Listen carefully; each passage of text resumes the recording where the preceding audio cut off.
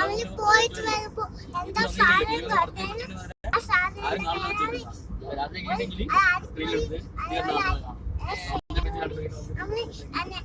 തമ്മിൽ നേരെ വീട്ടിലാക്കുക ഭക്ഷണം കഴിച്ചിട്ട് നേരെ അവള് സൂര്യൻ പൊങ്ങുന്നുണ്ട്.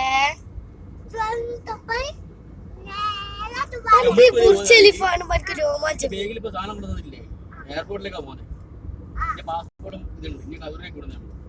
നമ്മള് കഥയിൽ വിടുന്ന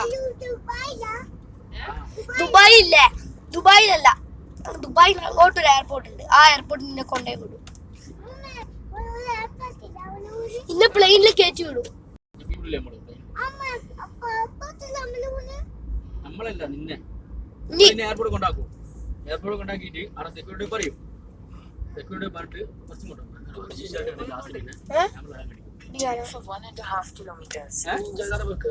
Okay.